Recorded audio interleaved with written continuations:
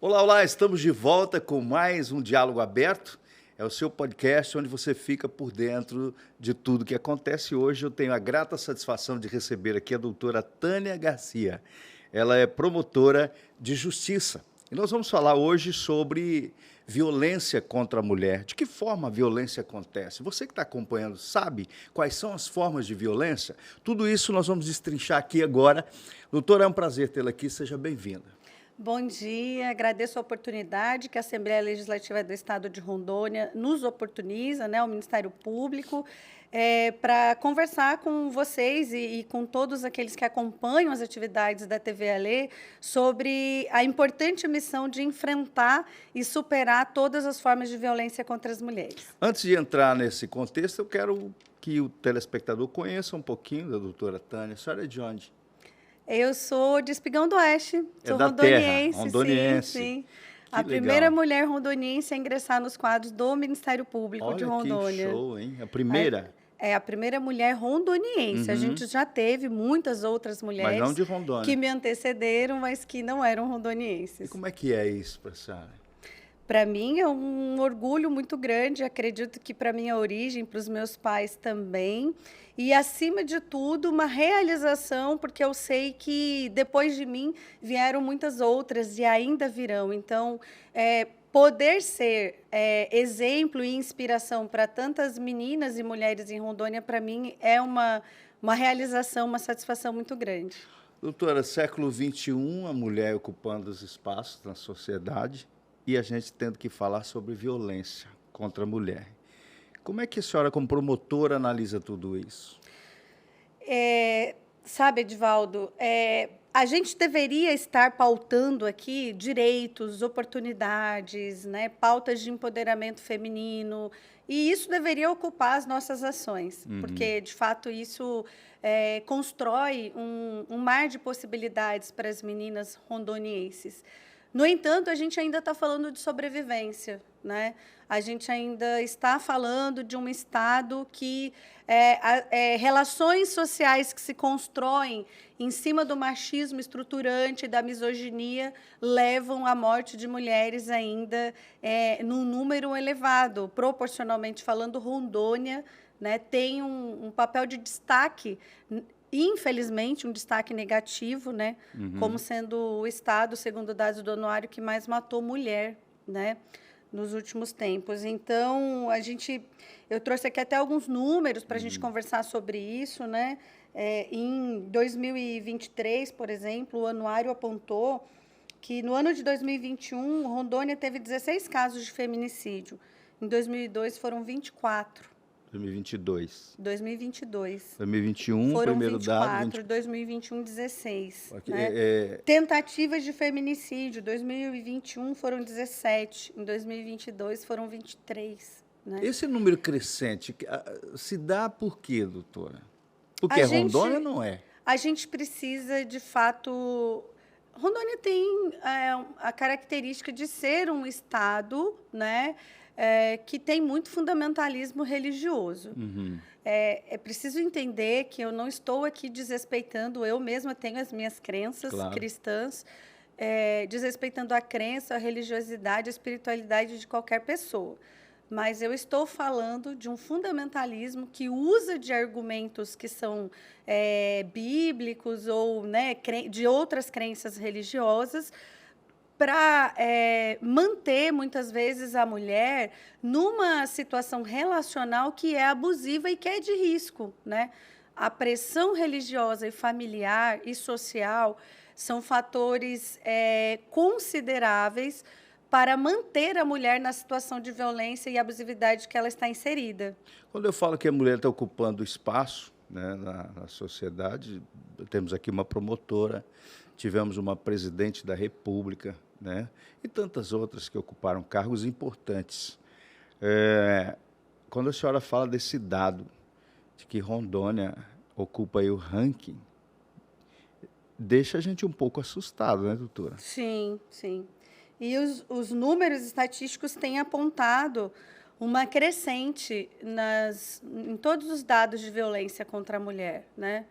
A mulher ela tem mais conhecimento, obviamente, os serviços estão cada vez mais acessíveis, mas nós ainda não estamos conseguindo, como eu ia dizendo, transformar as relações sociais de gênero. Nós ainda estamos formando e educando crianças, meninos, adolescentes que se transformam em homens, né? Que subjugam, que violentam, que humilham, que colocam a mulher numa situação de abusividade e falta de equidade, de igualdade na relação. Essa formação, então, seria a partir das crianças? Da escola? É um trabalho de educação que envolve sociedade como um todo, família, comunidades onde as pessoas convivem, uma comunidade de fé, uma comunidade social ali, né, do núcleo social, ambientes familiares, escola, né, serviços de saúde. É uma educação que envolve todas as instituições, serviços e núcleos que devem se responsabilizar, às vezes não se responsabilizam, mas que devem se responsabilizar na árdua missão de educar, de formar um ser humano e entregá-lo para o meio social, onde ele está inserido, com funcionalidade, com produtividade, né? Não só com altos desempenhos acadêmicos e escolares. Agora, entrando em algo assim que talvez não tenha muito a ver, mas quando se fala em entregar um ser humano com funcionalidade, nessa era da tecnologia, fica mais difícil? Com certeza. Porque nós estamos tendo muito problema com relação a isso, né? A gente enfrentou, né, mais intensamente no primeiro semestre desse ano, uma insegurança, né, coletiva muito grande em razão dos ataques praticados nos ambientes escolares. O que nós vimos? O Ministério Público trouxe uma especialista no assunto para dialogar com toda a rede. E o que ela nos trouxe? Olha, pesquisando todos os ataques, né, que aconteceram às escolas nos últimos anos e que foram mais intensos, o que ela observou? Que essas pessoas que praticam esses ataques são meninos, não têm origem vulnerável econômica, socialmente falando, a maioria, pelo menos, não. São meninos que têm uma formação baseada em valores opressores, tanto com relação ao gênero quanto com relação à raça também, e integram comunidades virtuais que se comunicam de forma violenta e misógina, demonstrando um ódio, um desprezo para o gênero feminino. Podemos dizer que a rede tem, então, favorecido tudo isso. Com certeza. A tecnologia ela pode ser fantasticamente utilizada para o desenvolvimento das habilidades de um ser humano, mas ela tem sido, sem a supervisão e o acompanhamento dos pais ou responsáveis pelas crianças e pelos adolescentes, ela tem sido utilizada de forma indiscriminada, de forma não supervisionada, para aumentar potencialmente essa onda de violência que, lá na ponta, acaba atingindo muito mais as meninas e as mulheres, né? Doutora, o papel da promotora, dentre outros tantos, mas é o contato da sociedade, né, com a justiça. A senhora faz reuniões, participa de debates, enfim, coleta dados. Baseado nesses dados que a senhora tem coletado, qual a expectativa que nós podemos ter de mudança nessa área de combate à violência? E se a senhora poderia citar algum caso que te chocou, Edivaldo, esse foi o caso que realmente me chamou a atenção, eu fiquei perplexa. Existiu? Olha, é muito difícil a gente falar de um caso porque nós temos vários. Porque, para nós, a gente não olha para números, né? A gente olha para cada mulher, para cada menina que busca socorro no Ministério Público e em todo o sistema de justiça para enfrentar e superar uma situação de violência. O Brasil foi o país que teve recorde de violência sexual praticada contra meninas de até 14 anos de idade em 2022. Das últimas décadas, 2022 foi um ano de recorde. Foram mais de 85 mil casos de violência sexual. Então, as violências sexuais contra meninas acontecem dentro de casa, né? E todas estão numa situação de sofrimento, de vulnerabilidade, de falta de apoio. Então, é difícil a gente falar de um caso, mas teve um caso assim que chocou muito a gente, né?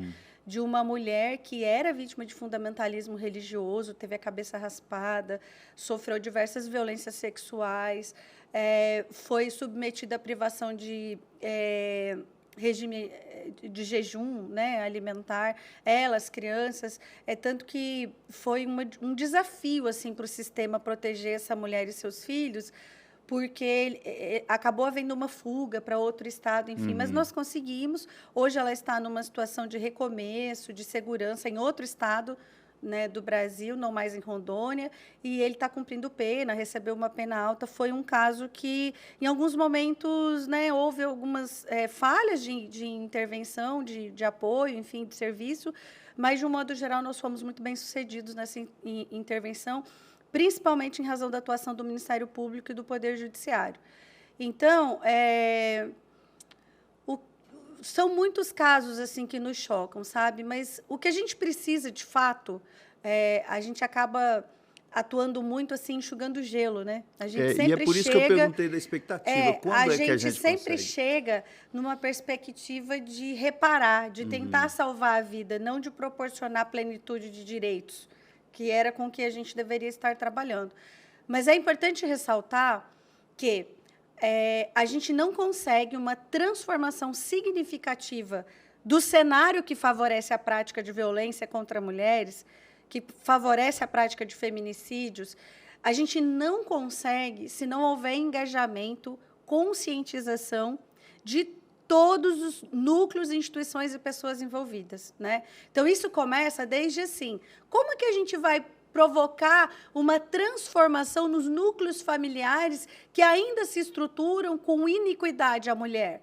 Nós ainda temos muitas mulheres submetidas a triplas jornadas de trabalho, crianças que são desprotegidas porque muitas vezes os pais não assumem a responsabilidade que devem assumir no dia a dia da vida da criança, né? Então, como é que a gente enfrenta isso? E eu sempre faço, uma crítica mesmo, né? A gente tem uma sociedade que é muito conservadora em Rondônia, mas que naturaliza muito a omissão e o abandono paterno. Agora, e que se escandaliza, às vezes, com situações que são minoritárias na ocupação social, sabe? E, na verdade, Edivaldo, a verdadeira forma de prevenir qualquer violência, não só a violência de gênero, mas qualquer violência, e de empoderar uma criança, né, a identificar e a resistir a um ataque violento, quando isso pode contar com a autonomia dela, que em muitos casos não tem condições, precisa da intervenção de um adulto, isso é assim, eu estou falando de uma criança que está dentro de uma estrutura familiar, onde ela recebe amor, carinho e proteção, onde ela não naturaliza a violência como uma forma de atenção e de cuidado, né? Onde ela é protegida, onde ela tem cuidadores responsáveis que são presentes e comprometidos com o dia a dia dessa criança. No caso dessas crianças que vivem em semáforo, por exemplo, no colo da mãe, a mãe está... Não é uma forma de violência também? Com certeza. Está ali no seu... Eu vejo isso muito aqui em Porto Velho. Eu não sei. Um desafio para o serviço público, inclusive, fazer essa abordagem e, de fato, retirar essas crianças dessa situação, né, de violência. Isso é uma violência. E muitas vezes até compromete frequência e rendimento escolar. Por quê? Porque, às vezes, a família está numa situação de desestrutura, de vulnerabilidade, e o poder público não consegue oferecer o apoio que aquela família precisa para, de fato, sair daquela situação de violência, de vulnerabilidade, e colocar a criança num contexto verdadeiro de proteção e desenvolvimento saudável. Agora, a gente precisa, sim, a gente precisa que as autoridades, de um modo geral, principalmente aquelas que estão envolvidas diretamente com a aplicação dos recursos públicos, né, que entendam que, para aumentar proteção e acompanhamento efetivo às famílias e, portanto, criar uma política pública que torne as famílias mais protetoras às crianças e adolescentes e mais funcionais, né? O que a gente precisa? A gente precisa de investimento público. A gente tem, por exemplo, uma região muito grande de todo o estado que tem uma descobertura de atendimento psicossocial muito grande. Né? Você tem, por exemplo, em Porto Velho, toda a comunidade do Baixo Madeira, toda a Ponta do Abunão, União Bandeirantes. Você tem uma região muito grande que conta apenas com um trabalho itinerante de CRAS, né? Com o CRAS volante. Então, assim, como que a gente vai construir novas relações sociais, não só de gênero, mas novas relações sociais de paz, de equidade, de justiça, de oportunidades, sem que a gente tenha, de fato, uma estrutura do poder público ali presente? No caso da violência, se tratando de fundamento religioso, por exemplo, isso é falta de conhecimento ou é maldade, doutora? Olha, é difícil avaliar assim subjetivamente, mas tem as duas situações, né? Eu sempre digo, por exemplo, na violência doméstica, a gente escuta muito as mulheres falarem assim: ai, ele é uma ótima pessoa, mas quando ele bebe, ele se transforma, né? Porque tem uma crença assim de que aquele homem ele é bom quando ele não está bêbado, né? E o que a gente tem que observar? Olha, que homem é esse no dia seguinte, quando ele olha para a mulher dele e vê o olho dela roxo? Quando ele olha para a criança e vê que a perna dela está toda marcada da violência que ele praticou contra ela? É um homem que procura ajuda, entende que ele tem problema com o uso abusivo de álcool, procura ajuda, tenta se recuperar, se tratar, para conviver com a sua família sem causar danos físicos, psicológicos, emocionais? Ou é um homem que no dia seguinte faz de conta que nada aconteceu? Se é um homem que procura ajuda, que busca socorro, que entende que não quer fazer isso de novo, eu acho que é uma questão mesmo de falta de conhecimento, de apoio, de orientação. Agora, se é um homem que faz de conta que não viu nada, que não aconteceu nada, mesmo com todos os vestígios da violência da noite anterior aos olhos dele, isso é problema de caráter. E aí, não tem o que fazer. É igual a mãe que... Não tem. A mulher, para se colocar numa situação de proteção a ela e aos filhos dela, ela precisa se afastar ou precisa afastar ele desse núcleo familiar, porque senão ela só vai contribuir para aumentar o risco ao qual ela e as suas crianças estão submetidas, né? Então, assim, tem que avaliar muito isso. Não as declarações, não as intenções anunciadas, mas as atitudes. Quais são as atitudes dessa pessoa no dia a dia? São atitudes de violência, de privação, de falta de cuidado, de negligência? Né? Então, é uma questão de caráter. Agora, de maldade, como o senhor disse, né? Agora, quando a pessoa é submetida à informação, à intervenção, à orientação, e ela vai mudando, porque ninguém muda da noite para o dia, é um processo, para a gente reprogramar o que foi aprendido na nossa origem familiar, é um processo. Quando você fala que a pessoa é fruto do meio, você acredita nisso? Olha, acho que os psicólogos são mais apropriados para falar sobre isso. Fala que o fruto Mas, do de fato, numa família, por exemplo, muito violenta, que tem padrões violentos de relacionamento, pode acontecer as duas coisas. Pode acontecer de uma criança, um adolescente repetir fielmente o padrão de violência, e pode acontecer dele identificar que aquilo é muito ruim e que ele não quer repetir e negar. Entendeu? Então, isso vai depender das condições pessoais de cada um. E é por isso que não tem nada que possa se reproduzir por atacado para todas as famílias e para todos os seres humanos. Não existe uma receita. Por isso que a gente precisa de investimento nos serviços públicos de saúde e de assistência social, principalmente, para fazer uma intervenção e um acompanhamento que seja mais individualizado possível. Tá certo. Eu quero registrar a presença da Juliane aqui no estúdio. Juliane é essa moça que aparece aí no seu vídeo. Obrigado, Juliane, pela sua presença aqui, tá? Doutora, eu sei que você está com outros compromissos. Fale um pouquinho sobre os 21 dias de ativismo, novembro. Sim. Nós acabamos de encerrar a agenda do Agosto Lilás, né? Foi um mês onde todas as instituições, o Poder Judiciário, o Ministério Público, Defensoria Pública, a Rede Lilás, principalmente, os serviços especializados do município, do Estado, de atendimento à mulher em situação de violência, todos, né? Saúde, todos se mobilizaram para pautar, né, essa temática do enfrentamento e da prevenção da violência contra a mulher. Esse ano, inclusive, teve uma mobilização muito considerável das redes educacionais. Já é uma mudança que a gente vê acontecendo, né? A escola assumindo esse protagonismo já é uma esperança muito grande para nós. E agora a gente já está se preparando, a gente já está trabalhando a pauta dos 21 dias de ativismo, né? Que começa no dia 20 de novembro e vai até o dia 10 de dezembro. Então, é importante que todas as instituições, todos os serviços, todos os segmentos da sociedade civil que estão, de alguma forma, envolvidos com essa prevenção e o enfrentamento à violência contra as meninas e as mulheres, né, que já vão aí preparando as suas agendas para que a gente, mais uma vez, possa intensificar. Não é que nos outros meses a gente não esteja trabalhando essas pautas, e aqui estamos, né? Mas, em novembro, isso se intensifica novamente para chamar a atenção, né, de toda a coletividade para a necessidade de promovermos algumas mudanças estruturantes. Ok, muito obrigado. Conversei com a doutora Tânia Garcia, promotora de justiça, que, aliás, nos trouxe um bate-papo muito proveitoso, muito bom. Obrigado mesmo, doutora. Volte outras vezes, tá? Obrigada, eu agradeço muito a oportunidade.